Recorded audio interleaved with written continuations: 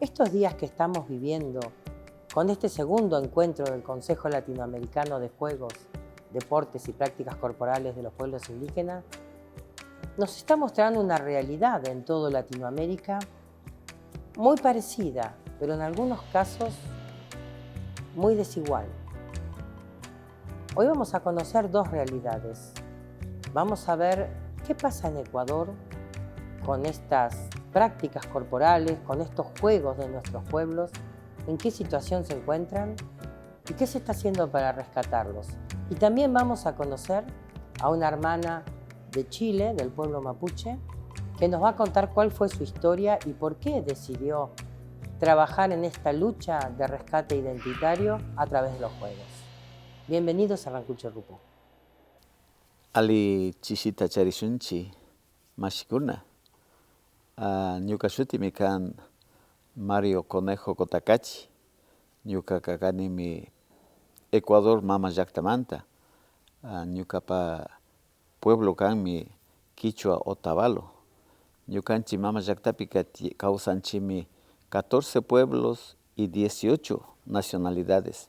Shinapash kayman shamushkanchi ñukanchi rikungapa, yachajungapa, y shinallata kikinkunawan rimaringapa. Mi nombre es Mario Conejo Cotacachi. Soy de la nacionalidad Quichua Otavalo. Vengo de Ecuador. Mi representación es a nombre de el pueblo Quichua Otavalo, de la Asociación Quichua Otavalo, que está radicado en País Vasco, y además también represento al Consejo Nacional, al Comité Nacional del Deporte Ancestral del Ecuador. Básicamente nosotros venimos es acá a compartir, a escuchar, a conocer y sobre todo a intercambiar experiencias.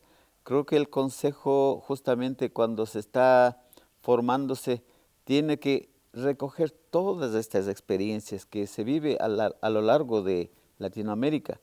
Cada país de pronto estamos algunos un poco avanzando en el tema de recuperación, otros estamos de pronto atrasados, pero este es el proceso que hay que nosotros impulsarlo. Entonces, por eso que mi convicción, mi forma de pensar, mi forma de sentir, me obliga a decir, yo también tengo que ser parte de este proceso. Y por eso mi presencia acá con ustedes.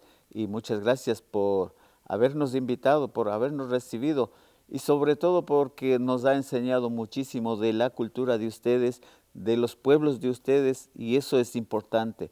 Nosotros, justamente cuando nosotros también podamos hacer en algún momento este tipo de actividades, ustedes también aprenderán de nosotros, conocerán las tradiciones, las prácticas, las vivencias de nuestros pueblos, de nuestras comunidades.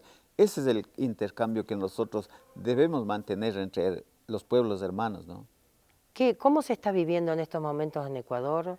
¿Cómo es muy difícil mantener la identidad indígena? Yo creo que esto no solamente en Ecuador, sino a nivel de todos los países, estamos perdiendo la identidad cultural. Y esto se puede entender por muchos factores, ¿no? O sea, el uno podría ser la migración que se da. En mi país justamente últimamente, desde el año 1990, 95 por ahí, empezaron la gente a migrar. Hoy por hoy, o sea, es para mi país el tercero o el segundo ingreso económico que, o sea, facilita al sistema económico de nuestro país.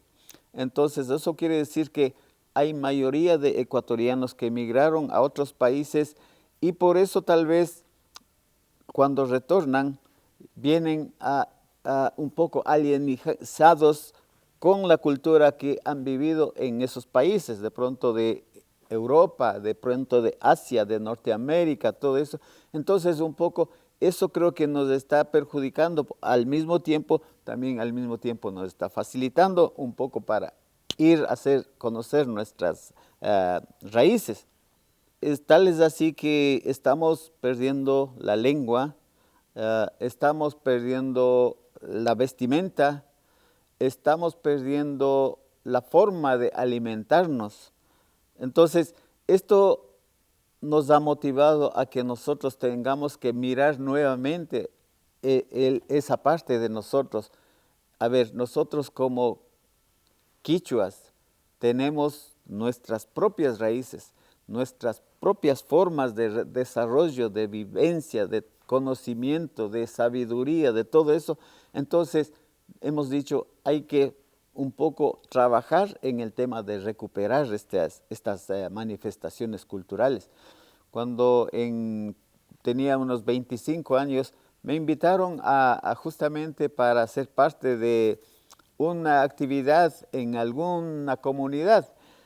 Empezó a gustarme desde ahí y yo dije, entonces, tal vez esto sea mis abuelos los que me dan esta tarea de seguir impulsando este proceso.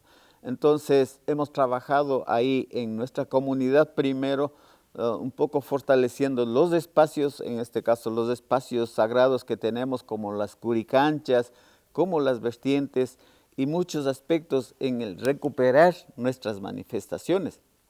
Entonces, por eso que estos procesos tienen que ser de los pueblos y tienen que ser llevados por la gente que está verdaderamente llevando en el sentimiento, ¿no? Entonces, por eso creo que también estamos caminando muy lento. A pesar de que nosotros en nuestro país, nuestra constitución dice que somos un Estado plurinacional e intercultural, en la práctica real no existe esa práctica. Vivimos, Otavalo es la capital intercultural del Ecuador. Compartimos con dos pueblos, el mestizo y el quichua.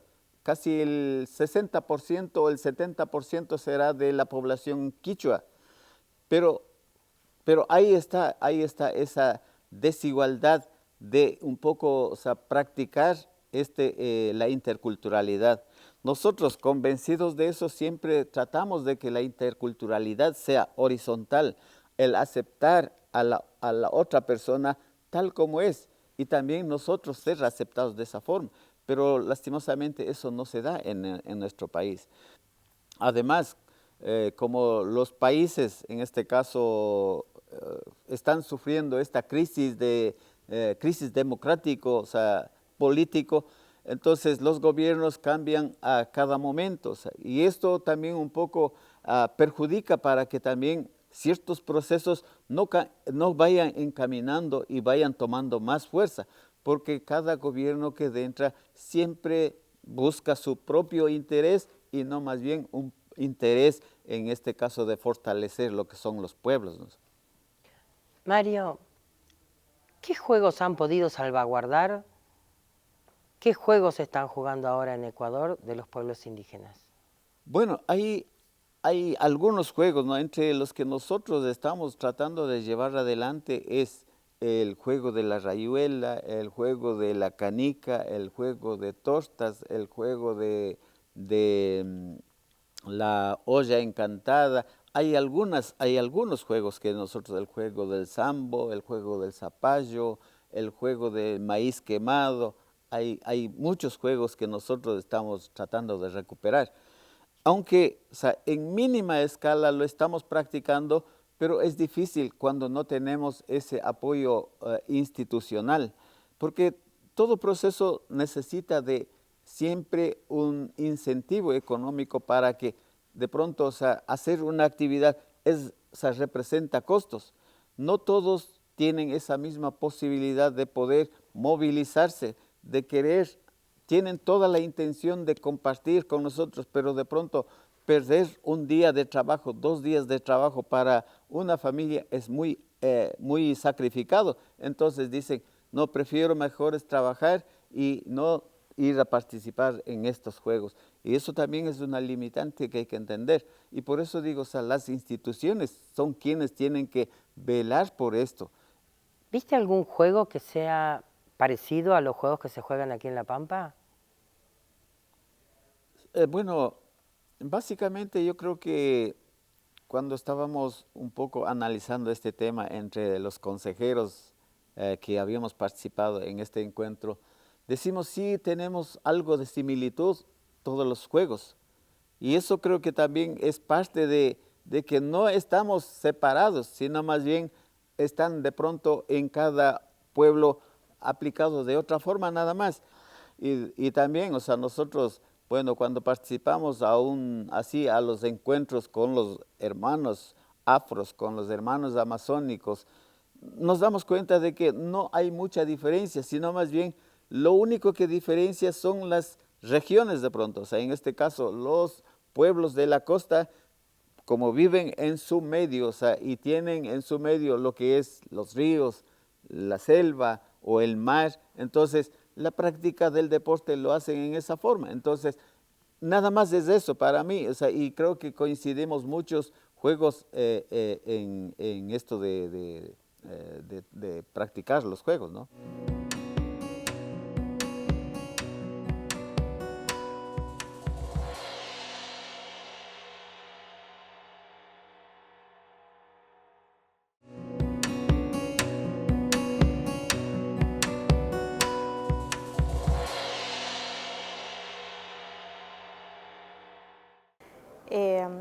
Mari compu lamien, compuche, incheta Carolina Korof Piñán, Poblete Galvez Meo Tripan, inche Acupan Fau, mule pan Ngulumapu Meu, región de la Araucanía Pule, incheta somo mapucheñen, inche cafeita somo palifeñen, ka ayukele ite tu faci sungumeu ti tu faci akupan fauti mapu rankelche ngei ka maefentre maño tu faci mañalogun. Les saludo a todos y a todas. Soy Carolina Kuruf, así me llaman la gente mapuche que ha conocido mi caminar. Soy mapuche por mi línea materna, sin apellidos, pertenezco a ese grupo de personas mapuches que por línea materna pierden los apellidos. Vivo en la región de la Araucanía, en Chile. Soy profesora, estudié pedagogía en educación física, esa es mi formación inicial. Trabajo en la universidad actualmente. Y bueno, me dedico a la revitalización y la investigación del juego ancestral mapuche en particular, pero también con un guiño hacia las prácticas corporales ancestrales de Latinoamérica y del mundo. Bueno, yo crecí en Santiago Guarría, en la ciudad, en la capital, y yo crecí con la convicción de que nosotros teníamos abuela mapuche, y que nosotros ya no éramos mapuches porque habíamos perdido el apellido, no podíamos serlo. Así también era el trato interno en la familia. Nosotros teníamos familia mapuche en el sur, visitábamos en los veranos. Yo en las vacaciones de invierno fui muy cercana a mi abuela materna y a partir de eso crecí en una infancia muy orgullosa de lo mapuche, pero desde tener familiares mapuches, desde compartir ese cariño de la gente, pero como les decía, con esa idea de que porque no tienes un apellido ya no eres mapuche. Y pasó el tiempo y en mi adolescencia yo tuve muchos momentos y convicciones de cercanía con la sensibilidad a través de los sueños, a través de lo que yo observaba, de la sensibilidad con respecto al tema mapuche. Yo tuve que defender lo mapuche en la escuela varias veces y en mi tierna infancia y inocencia yo decía que tenía mi abuela mapuche, mi bisabuela que en ese entonces estaba viva, y era un tema de orgullo para mí, pero sufrí discriminación porque mis compañeros se rieron y la gente lo encontraba algo ridículo. Entonces, desde muy pequeña entendí que ese orgullo que yo sentía era algo que tenía que mantener solo dentro de mi familia. Cuando yo llego a la universidad a los 19 años, conecto con la temática del juego mapuche a través de un profesor que hacía investigación en este tema. Y a mí me llamó mucho la atención porque yo nunca supe de que el pueblo mapuche tuviera prácticas corporales, no lo vi nunca en mi familia tampoco. Y bueno, me me hizo mucho sentido lo que yo había estudiado y también porque he sido muy cuestionadora acerca de la forma de la pedagogía de la educación física en el sistema occidental. Esta visión tan biomédica, esta visión tan fisiológica del cuerpo, de lo físico, ese dualismo, ese cartesianismo, de ver que uno es cuerpo y alma y una sola concepción de las cosas. Y ahí empecé un camino de indagación para poder comprender estas prácticas corporales y me di cuenta que había mucha información desde la crónica, desde la voz oficial y decidí comenzar un recorrido por el territorio mapuche de manera muy autónoma, sin ningún objetivo, con recursos propios, para poder contrastar lo que yo estaba aprendiendo en los libros y en las crónicas a través de la oralidad de la gente.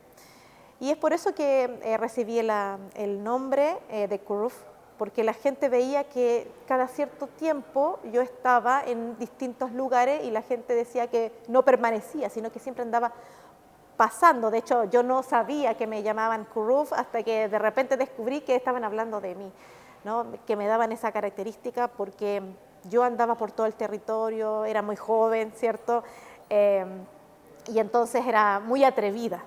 Tenía el atrevimiento de ir para allá, andaba con mi guiño, conocía gente, iba a foros, me atrevía a preguntar con esa fuerza que hay en la juventud de hacer las cosas. Y así, bueno, conocía muchas, creo que mis ancestras siempre me han acompañado y he podido contactar con las personas precisas para iniciar este camino. De eso de recorrer territorio, ya van más de 20 años haciendo eso y siempre he ido nutriendo la información con la oralidad, con la que me he nutrido para las prácticas corporales ancestrales y otras temáticas también que van en forma paralela, ¿no? Como la medicina, como las hierbas, como el cuidado de la mujer en particular, como son las sabidurías de ser, ¿qué es ser mujer mapuche? Mi bisabuela, ella era partera de la comunidad, tenía un quimun muy grande.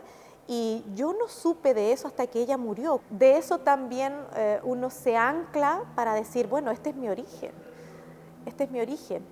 Independiente de las formas en que los Estados-naciones han denominado y han identificado a las personas a través de un carnet de identidad con un número, ¿cierto?, que te dice una pertenencia, independiente de eso hay una esencia que poseen las personas que viven en un territorio y que tienen una línea de procedencia que las hace ser. Y la identidad es una construcción.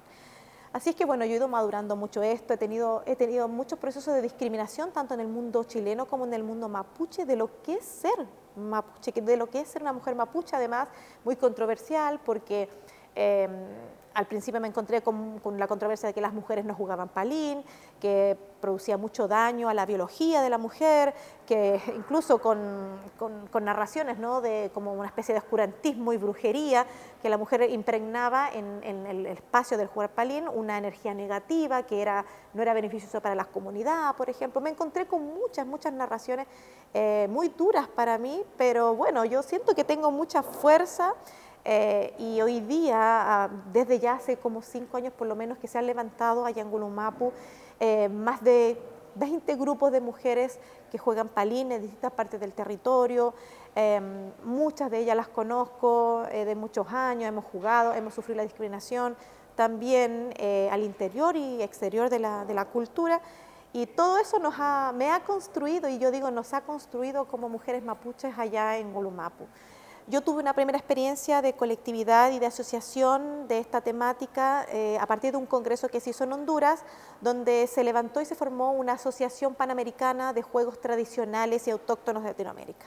Y esa fue mi primera experiencia colectiva, internacional, para esta temática y bueno, despertó en mí la idea de, ok, mira, necesitamos relacionarnos de manera internacional para ganar fuerzas en este tema, pero lamentablemente surgió esta disyuntiva que existe en torno al Estado-Nación y los estados de las primeras naciones, ¿no?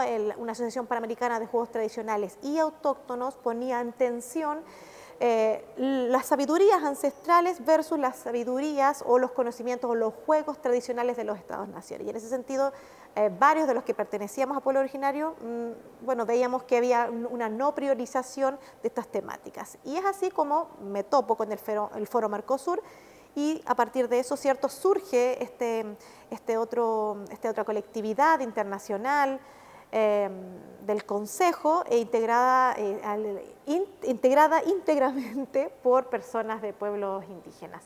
Y eso da respuesta para mí un poco a lo que yo me estaba preguntando, ¿no? Que somos nosotros, los pueblos originarios, de forma autónoma, de poder levantar espacios para decir y hablar y comunicar de manera internacional con una fuerza internacional, no tener que depender de otros organismos internacionales para que nos cobijen y nos digan que tenemos un derecho, sino que levantar nuestras propias voces a partir de un organismo internacional. Y a mí me pareció que este espacio era. Y este segundo encuentro para mí ha sido sumamente enriquecedor desde el punto de vista de la deconstrucción también de lo que significa ser mapuche en Huelmapu.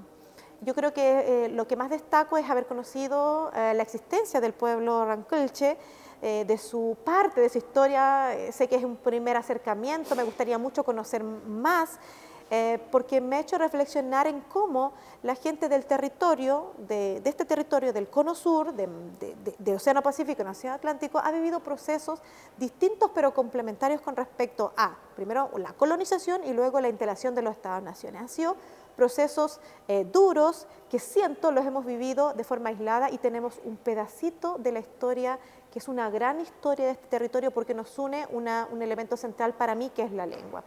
Y quiero poner énfasis en eso porque la lengua, la raíz lingüística dice algo. Para mí la raíz lingüística dice mucho más que una crónica.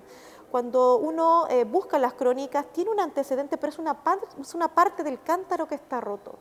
Ese cántaro se va a construir en la medida que todos pongamos ese pedacito de cántaro que hemos encontrado en nuestras propias historias de vida, en nuestras propias oralidades, y juntemos este cántaro de este espacio, gran espacio territorial, en donde la lengua, para nosotros Mapuzungún, Chezungún, Mapuzungún, Mapuche Zungú también, que se nombra, conecte con las líneas que tienen esa raíz de parecido y digamos, bueno, si tenemos este parecido es porque antiguamente nosotros nos conectábamos, nos visitábamos y vivíamos en armonía con nuestras diferencias y algo nos pasó que nos dividimos. Yo creo que se refuerza en este segundo encuentro el potencial de la diversidad y la capacidad que tenemos los indígenas de articularnos porque somos bastante inteligentes, levantamos un estatuto que nos costó y me gustó mucho porque tuvo la dinámica propia de los pueblos indígenas, que es que nosotros le damos palabra y le damos asunto y conversamos, analizamos y nos tomamos el tiempo necesario para hablar las cosas, aunque eso implique a veces retrasarnos o levantarnos muy temprano para trabajar y seguir haciendo lo que nos gusta hacer. Y escuchamos la historia de dos personas que están trabajando arduamente para recuperar para nuestros niños y nuestros jóvenes los juegos indígenas de Latinoamérica. Cómo los estados a veces deberían ser parte de este proceso y qué es lo que hace falta para poder hacerlo. Cómo también se vive hacia el interior de los pueblos indígenas discriminación por género.